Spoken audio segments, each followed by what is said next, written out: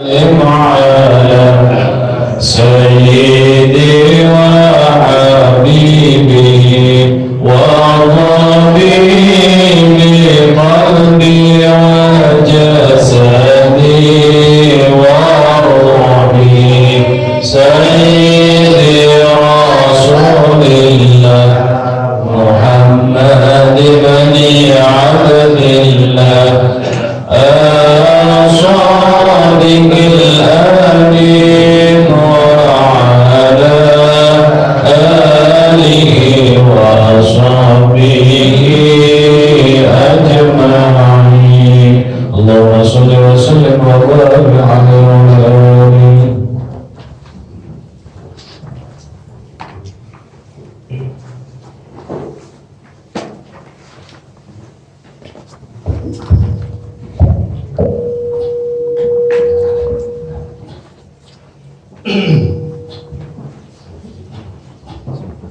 Bismillahirrahmanirrahim. Assalamualaikum warahmatullahi wabarakatuh. Al-Fatihah. Ila hadrati Sayyidina Maulana Muhammadin sallallahu alaihi wasallam. Ismail al-Wahid azwajihi wa zurriyyatihi wa ahli baitihi wa ansari wa ashari. Ismail al-Arbatul Khulafur Rasyidin Sadatina Abi Bakr wa Umar Utsman wa Ali radhiyallahu anhum. وعلى الأنبياء والمرسلين والملائكة أجمعين وآل كل منهم والصحابة والتابعين وتابعهم بإحسان إلى يوم الدين ثم إلى أرواح والدينا وأمهاتنا أجدادنا وجداتنا بجميع شيخنا ومعلمنا ومتعلمنا أجمعين خصوصا إلى مؤلف هذا الكتاب وشارح هذا الكتاب ثم الفاتح إلى سيدنا الرحمن الحبيب البركة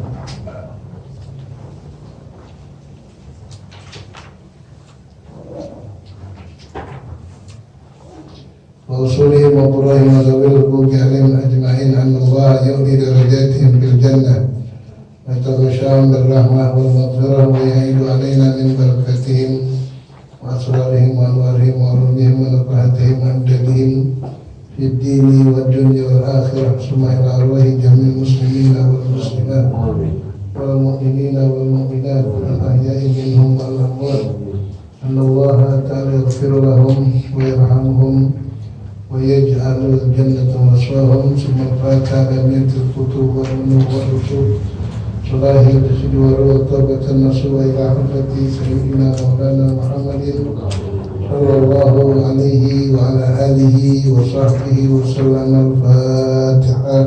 أعوذ بالله من الشيطان الرجيم. الحمد لله رب العالمين. إياك نعبد وإياك نستعين اهدنا الصراط المستقيم صراط الذين أنعمت عليهم غير المغضوب عليهم ولا الضالين. آمين.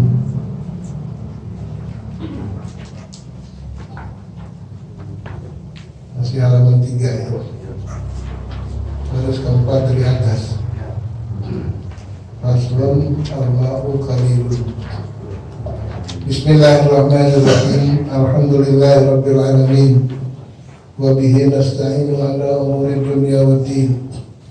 Wassalatu wassalamu ala asyrafil anbiya'i wal mursalin wa ala alihi wa sahbihi ajma'in. Allahumma salli wa sallim wa barik ala sayyidina Muhammadin al-Fatihi lima ughliqa al-khatimi lima sabaqa الناصر الحق بالحق والهادي إلى صراطك المستقيم وعلى آله وصحبه حق قدره ومقداره العظيم. اللهم أخرجنا من ظلمات الوهم وأكرمنا بنور الفهم وافتح علينا بمعرفة العلم وحسن أخلاقنا بالحلم وسهل لنا أبواب فضلك وانشر علينا من خزائن رحمتك يا أرحم الراحمين. اللهم افتح لنا حكمتك وانشر علينا رحمتك يا ذا الجلال والإكرام. اللهم إني استودعتك ما قرأت وما سمعت وما حفظت فاردده إلي عند حاجتي إليه. رب اشرح لي صدري ويسر لي أمري واحلل عقدة من لساني يفقهوا قولي. Halaman 3 baris keempat dari atas. Faslun al-ma'u qalilun wa katsirun. Bismillahirrahmanirrahim.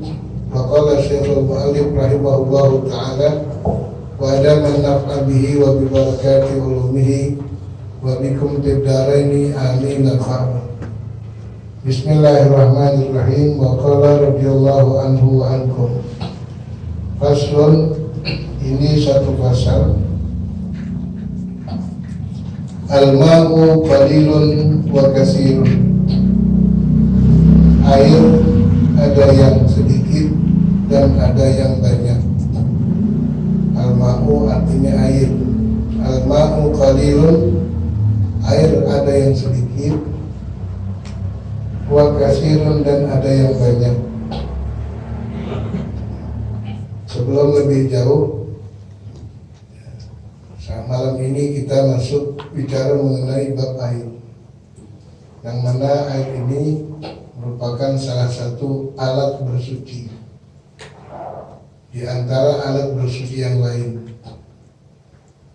Ya, alat bersuci ada namanya wudu dengan air atau tayamum dengan debu. Ya, ini alat bersuci yang berkaitan dengan air untuk wudu dan mandi, dan juga untuk menghilangkan najis. Sebelum seseorang berwudu, dia wajib mengenal bagian-bagian air. Mana air yang boleh digunakan untuk berwudu dan dianggap sah, dan mana air yang tidak boleh digunakan untuk berwudu. Malam ini masuk pada pasal mengenal bagian-bagian air. Dikatakan oleh pengarang faslun, ini satu pasal. Al-ma'u qalilun wa katsirun. Air itu terbagi ada dua. Ulama fikih membuat istilah, ada yang namanya ma'un qalilun, air yang sedikit, ada al-ma'ul katsirun, ada air yang banyak. Ya. Dengan bahasa yang mudah agar gampang diingat, gampang dihafal, air itu ada dua, al-ma'u qalilun wa katsirun. Air itu ada yang sedikit dan ada air yang banyak. Al-qalilu, mana air yang sedikit? Menurut ilmu fikih, al-qalilu, air yang sedikit, madunal qulataini, yaitu yang tidak mencapai 2 qullah. Air apabila jumlahnya tidak mencapai 2 qullah diistilahkan dengan air yang sedikit. Wal katsiru, dan air yang banyak, qullatani fa aksar, yaitu yang jumlahnya lebih dari 2 qullah. Qullatani yaitu yang mencapai 2 qullah, fa aksar atau lebih. Ya. Jadi ulama-ulama fikih membagi air menjadi dua.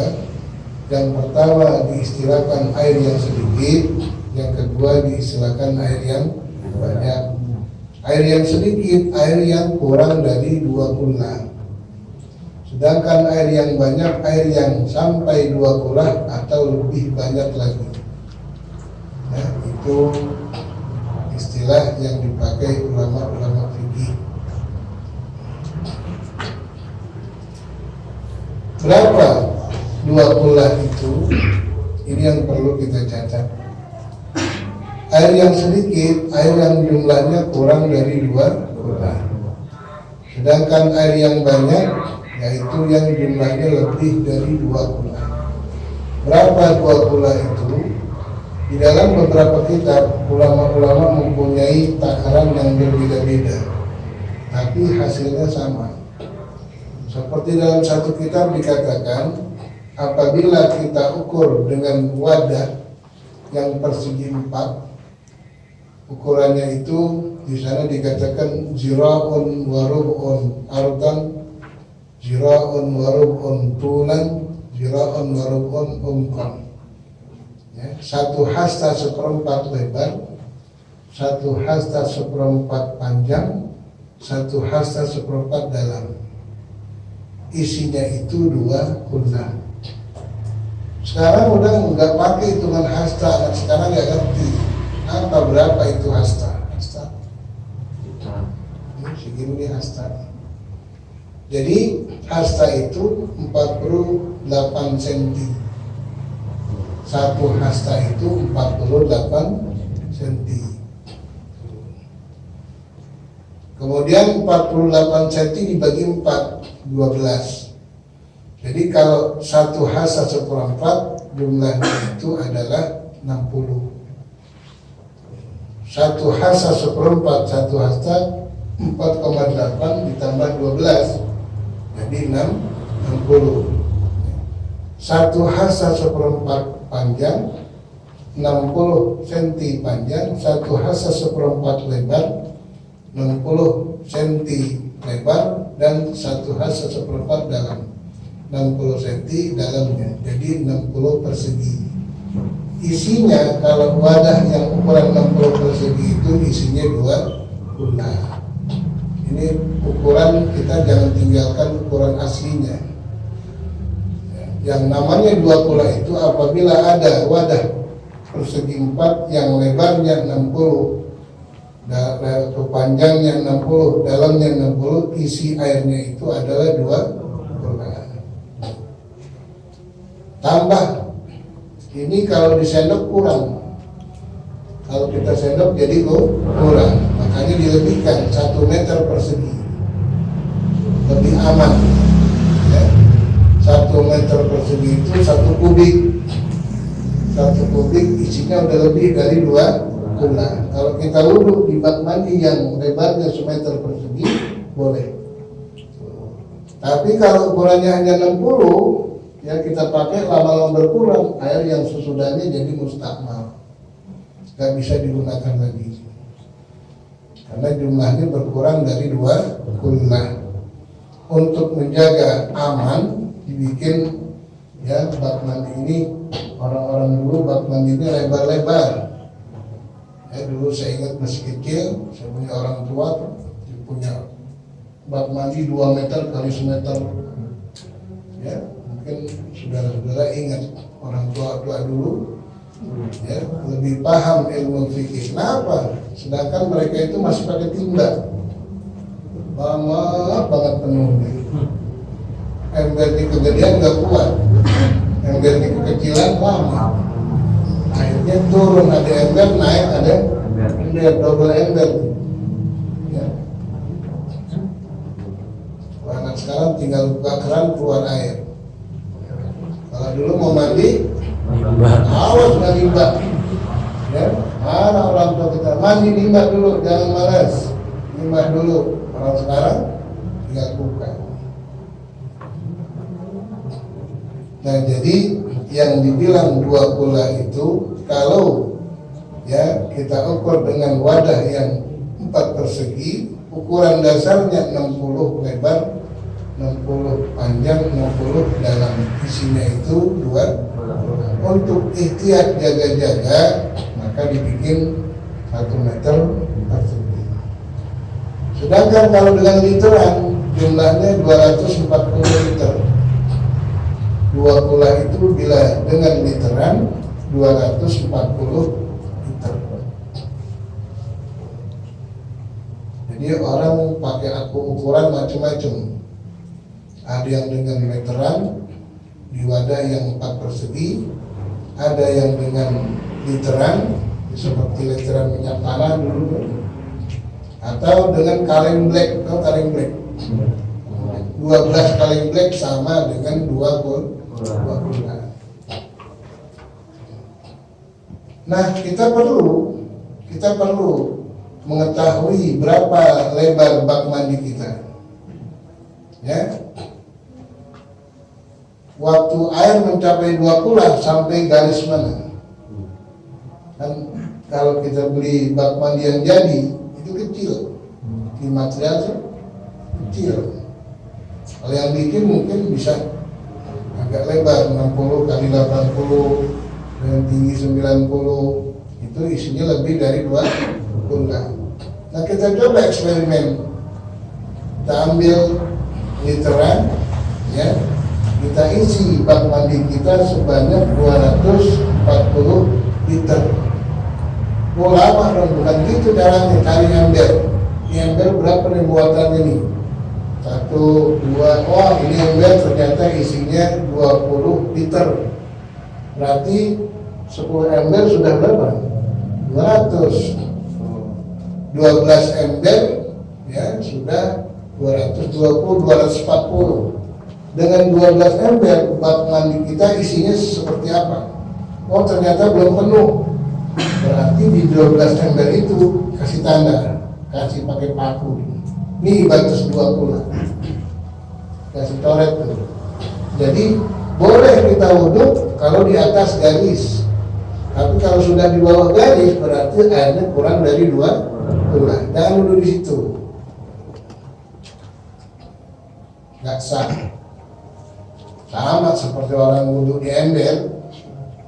Basuhan pertama sah, basuhan kedua nggak sah karena airnya sudah dipakai, disebut mustamal. Orang nggak gampang orang wudhu di bak di ember, habis nimba wudhu di ember. Selama dia belum niat nggak masalah dikobok selama tangannya bersih. Tapi apabila sudah masuk niat dikobok, basuh satu basuhan sah. Tapi basuhan yang kedua sudah tidak sah karena mustamal.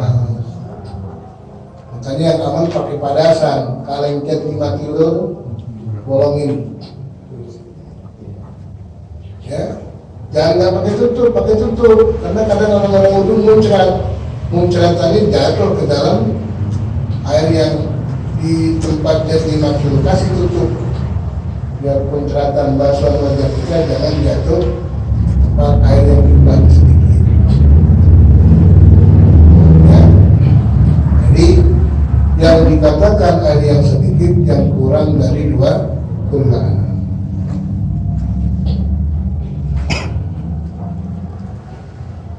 Wal kasiru, dan sedangkan air yang banyak kullatan itu sudah mencapai 2 tulah, fa'aksara atau lebih. Ya, itu perbedaannya air sedikit dengan air banyak. Jadi apa faedahnya air sedikit dan air banyak? Kita lanjutkan bacaan. Yatanajjasu al-qalilu, air yang sedikit, yatanajjasu biwuqu'in najasati fihi. Air yang sedikit, air yang tidak mencapai 2 kulah, maka akan tercemar najis. Yatanajjasu, akan bernajis air tersebut. Biwuqu'in najasati fihi, dengan sebab jatuh najis ke dalamnya. Dengan sebab jatuh najis ke dalamnya. Ini air kurang dari 2 tulah, kemudian najis jatuh ke dalamnya. Ya, biar tikus, ya daerah di situ ada kotoran tikus, ya ada tai tikus di situ.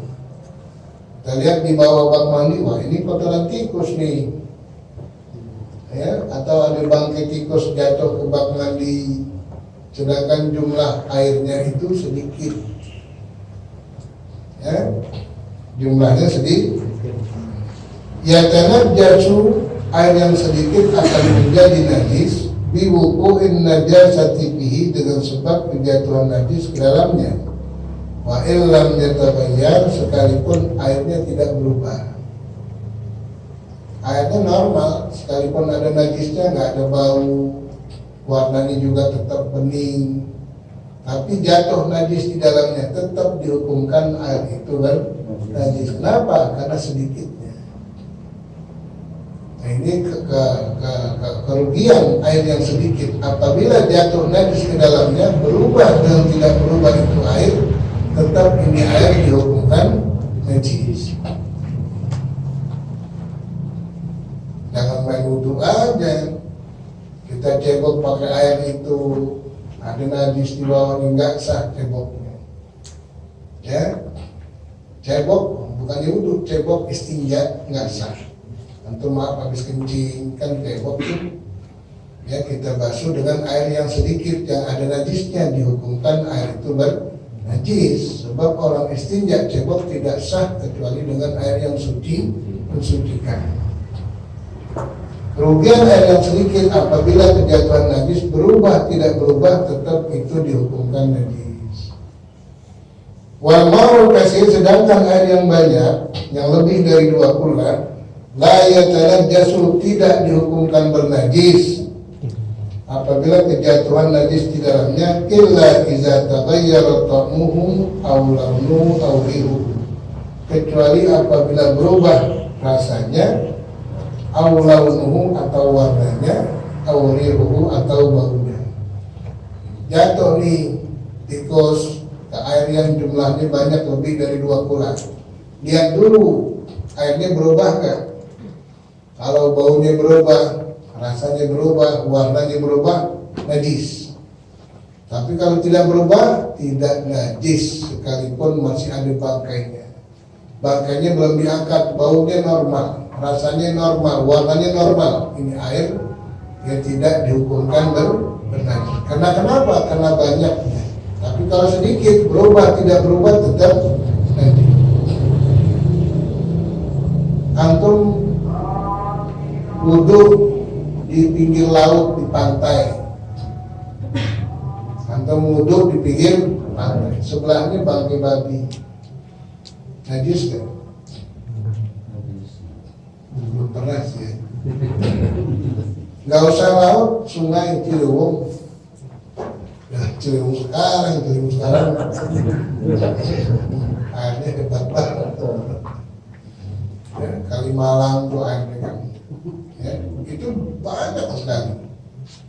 Dan juga Ciliwung dulu masih kita masih kecil tuh Ciliwung masih bening ya.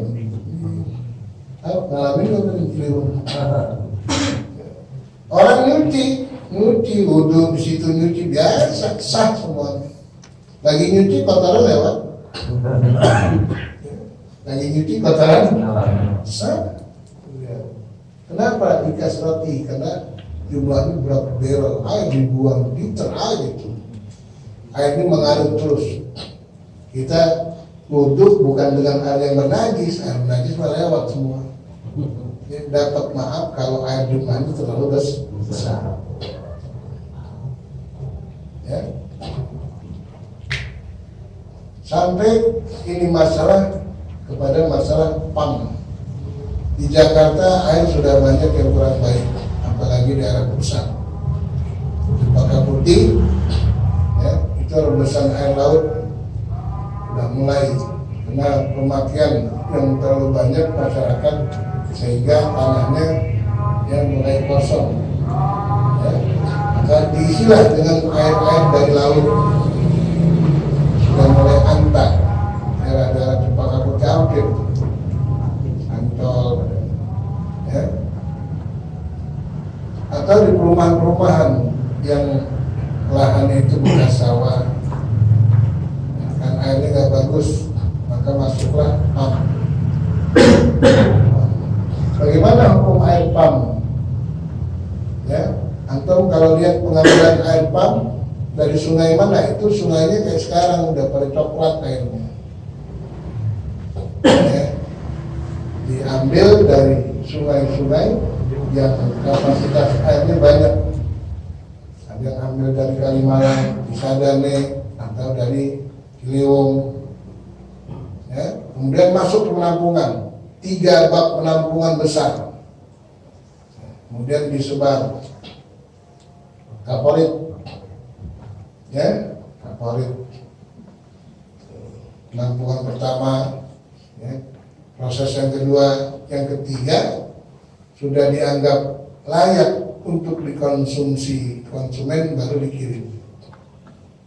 Itu pada saringan yang ketiga. Kita ada jamaah di Jakarta, petugas Pamjaya. Dia cerita itu. Kadang-kadang air yang belum siap dikirim ke konsumen sudah dikirim.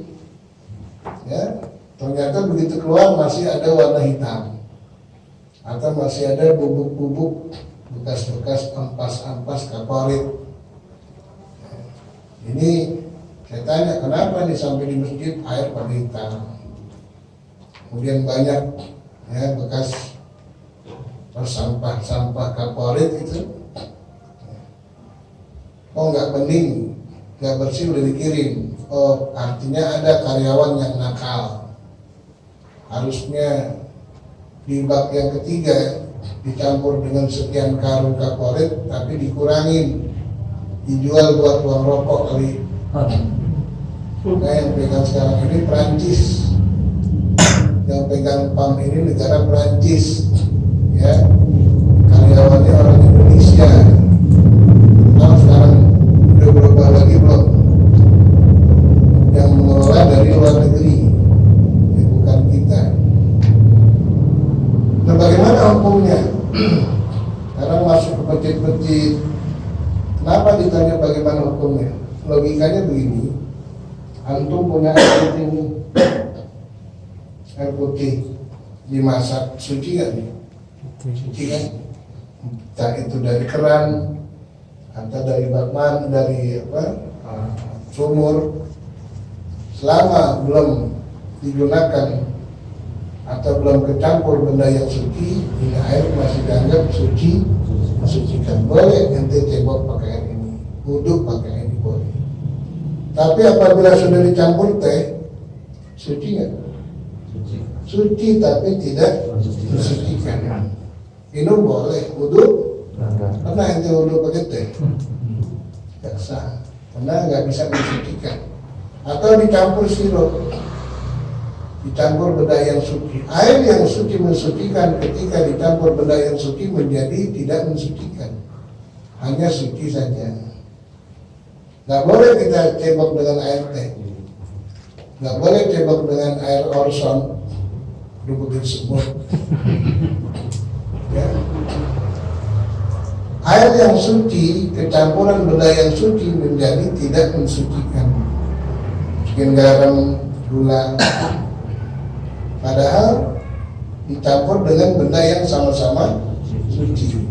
Kalau di air Ciliwung gimana? Dicampur kapur benda yang suci. Airnya ini suci nggak, terjamin nggak? Nah ini timbul masalah di situ. Bagaimana dengan air sungai yang begitu kotor, dimasukkan ke penampungan yang jumlahnya ribuan ya, liter air, kemudian dicampur dengan benda yang suci. Air yang suci dicampur benda suci saja tidak mensucikan. Hal ini ditanyakan kepada seorang ulama yang bernama almarhum Kiai Syafi'i Al-Hazami. Ya. Kiainya para kiai, orang ulama di Jakarta yang dikenal dengan Mu'alim Syafi'i Hazami. Beliau menjawab, air PAM itu dihukumkan suci mensucikan.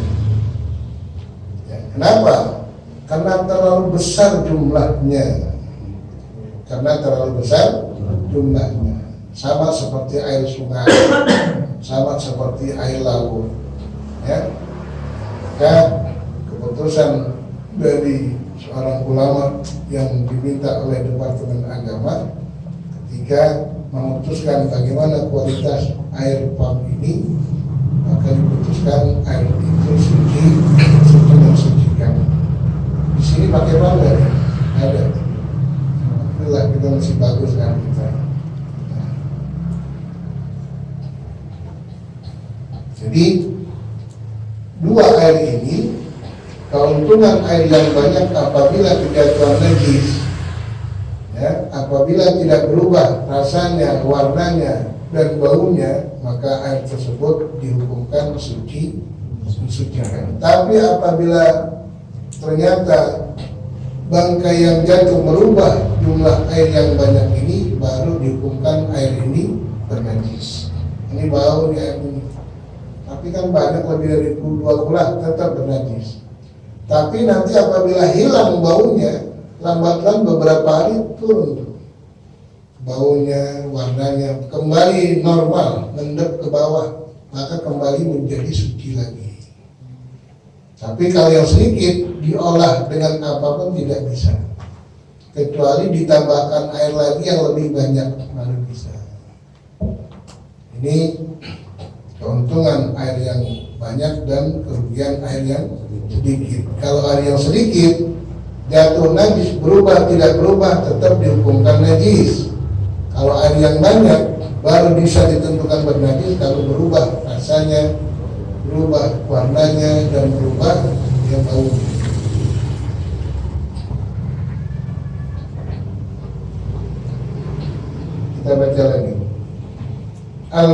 al-ma'u qalilun wa katsir. Air itu ada yang sedikit, ada yang banyak. Al-qalilu yang disebut air yang sedikit, madunal qullataini yang kurang dari 2 bulan. Wal katsiru dan sedangkan air yang banyak, ya, kullatani itu jumlahnya mencapai 2 kullah, fakat syarat atau lebih banyak. Kemudian al-qalilu air yang sedikit, yatanajjasu bi wuqu'in najasati fihi, itu akan menjadi najis, akan bernajis bi wuqu'in najasati fihi dengan sebab jatuh najis ke dalamnya. Wa illam yataghayyar, sekalipun airnya tidak berubah, tetap dihukumkan najis.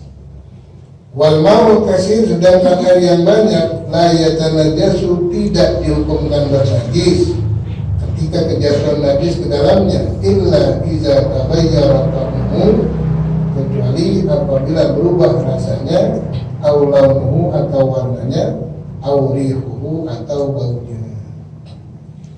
Kalau 3 hal ini muncul, maka baru air itu dikatakan bernajis. Ya, kalau tidak sama sekali, baunya normal, rasanya normal, kemudian warnanya normal, maka air tersebut tidak dihukumkan bernajis sekalipun jatuh najis ke dalamnya. Paham ya? Kalau paham, ulang lagi. Kita lanjutkan sedikit. Faslun, masuk pasal berikutnya. Mujibatul ghusli, ya, segala atau beberapa hal yang wajib dalam mandi. Mujibatul ghusli sittatun, wajib mandi itu ada 6. Babnya pindah kepada masalah mandi. Mandi ada 2 macam, ada mandi ibadat, ada mandi adat. Adatnya manusia pagi mandi, sore mandi, kotor mandi, gerah mandi, itu mandi adat. Satu lagi mandi ibadat. Mana bedanya antara mandi adat dengan mandi ibadat? Kalau mandi adat tidak pakai niat, sedangkan mandi ibadah wajib pakai niat. Itu nggak ada niat. Aku niat mandi pagi karena Allah, nggak ada. Aku niat mandi sore karena Allah, nggak ada. Aku niat mandi karena kotor karena Allah, nggak ada. Itu mandi adat. Sedangkan mandi ibadat itu wajib pakai niat.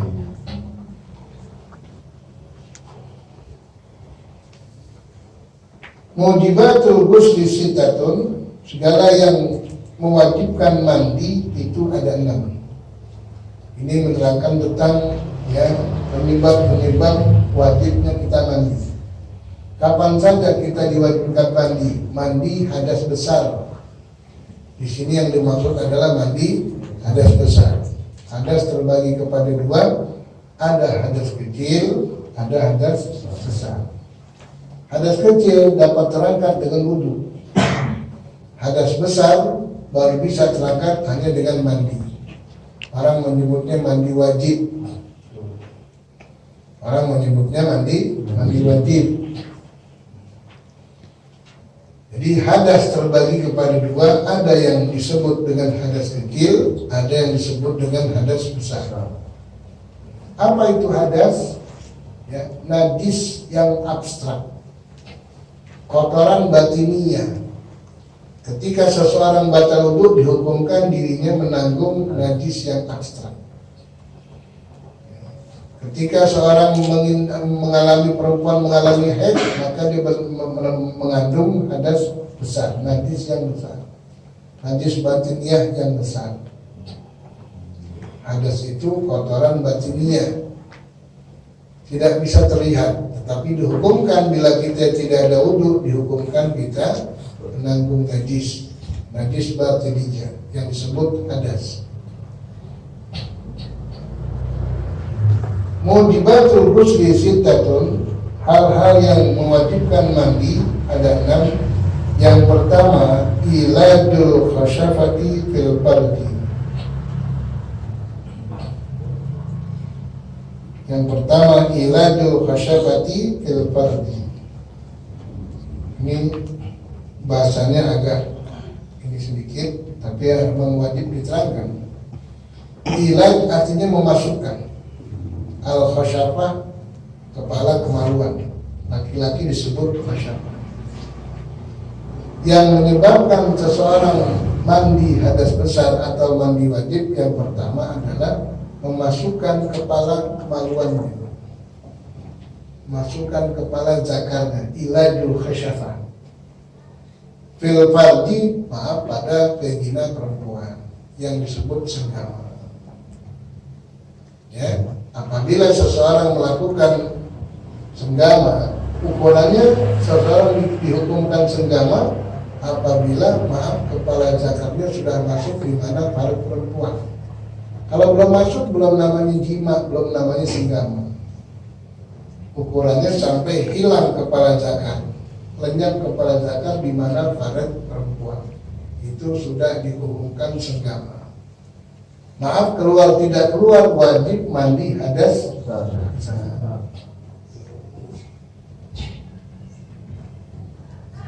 Ini hal penting.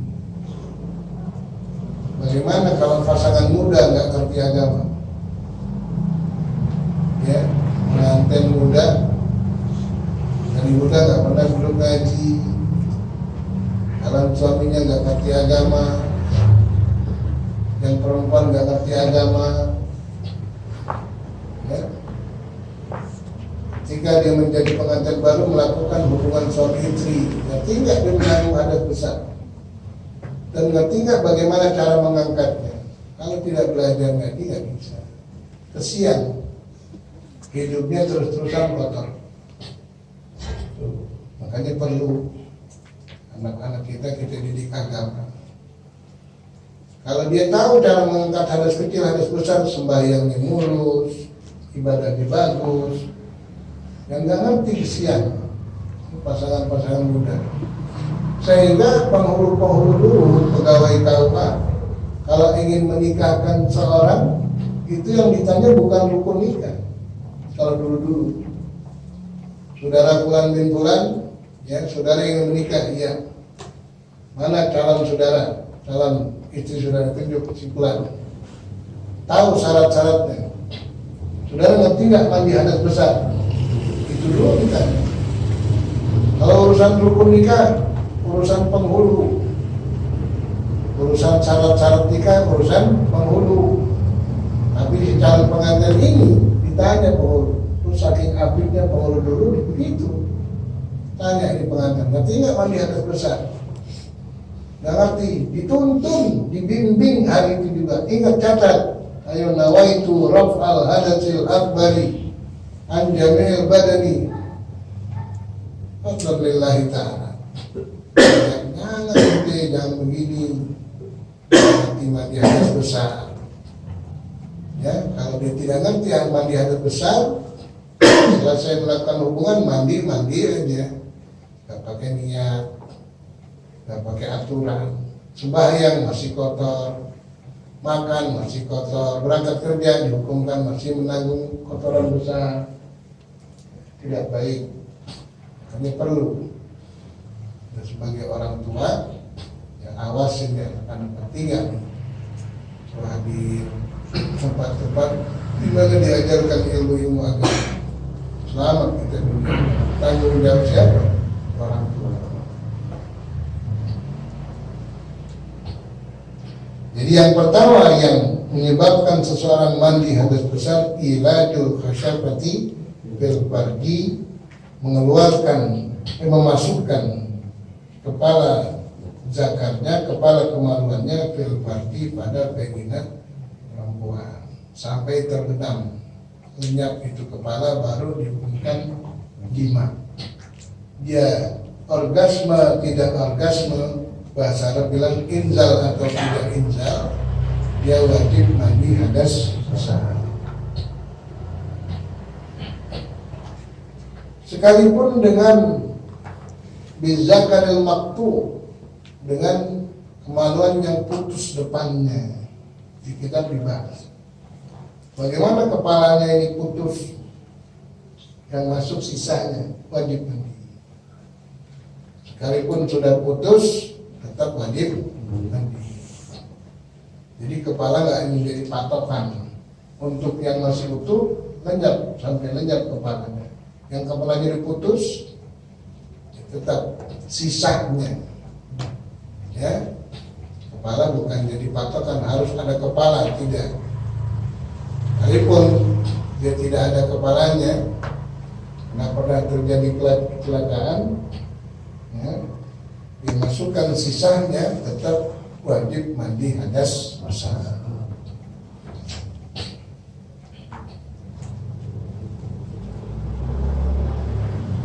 Walau fil farjil hayawani, sekalipun di kemaluan binatang. Sekalipun di kemaluan binatang. Akhir zaman kan macam-macam nih orang. Apa yang nggak terjadi zaman dulu sekarang dia segera untuk melakukan. Adanya ya internet, banyak informasi yang aneh. Ini orang aneh nih, segala binatang diperkosa. Ya, binatang digaul, ada nggak begitu? Ada. Jadi ulama-ulama fikih sudah kasih jalur hukum. Kalau memang terjadi seperti ini, dia lakukan hubungan itu dengan bukan lawan jenisnya, bukan bangsanya, seperti dengan binatang, maka tetap wajib yang mandi hadas besar. Dan juga dengan bangsa jin, jin mukallaf, jin termasuk mukallaf. Artinya apa? Jin diperintahkan untuk salat sama seperti manusia. Jin diperintahkan untuk zakat, ya, untuk menuntut ilmu, untuk haji, karena dia termasuk mukallaf. Makanya boleh manusia kawin dengan bangsa jin. Boleh kawin manusia dengan bangsa jin. Ada jin muslim, ada jin kafir. Seandainya dia melakukan hubungan dengan bangsa jin, ya, maka tetap dia wajib mandi hadas besar. Yang bangsa manusia wajib mandi hadas besar, juga bangsa jin wajib mandi hadas besar. Sekarang kita tanya Pak Amir, pernah nggak nikahin manusia sama jin? Digoreng kepala dua, nggak pernah. Bicara hukum boleh ya? Boleh. Jin bisa berubah-ubah bentuk. Qadiruna ala tasyakkuli, dia bisa berubah-ubah bentuk. Dia bisa tiru bentuk siapa saja. Ditiru artis-artis, cakep nih. Tapi jangan bentuk aslinya. Bisa berubah-ubah bentuk bagaimana yang diinginkan.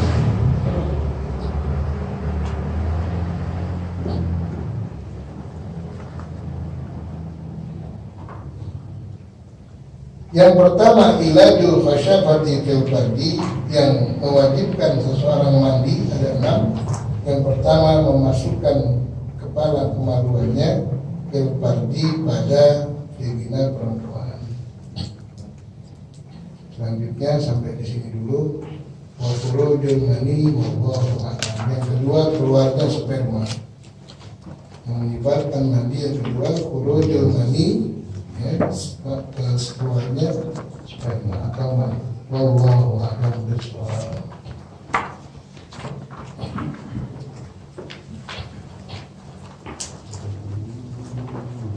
Bismillahirrahmanirrahim. Alhamdulillahirabbil alamin. Allahumma shalli wa sallim wa barik ala sayyidina Muhammad wa ala alihi sayyidina Muhammad. Wa la tanfina biha hayatan thayyibah. Idza tawaffaytana fatawaffana wa anta radin 'anna. Allahumma inna bika min ilmin la yanfa'u qalban la yakhsha nafsan la tashba wa ilman tadma wa min da'watin la istajaba laha. Rabbana atina fid dunya hasanah wa fil akhirati hasanah wa qina adzabannar. Wa sallallahu ala sayyidina Muhammad wa ala alihi wa sahbihi wasallam. Alhamdulillahi rabbil alamin.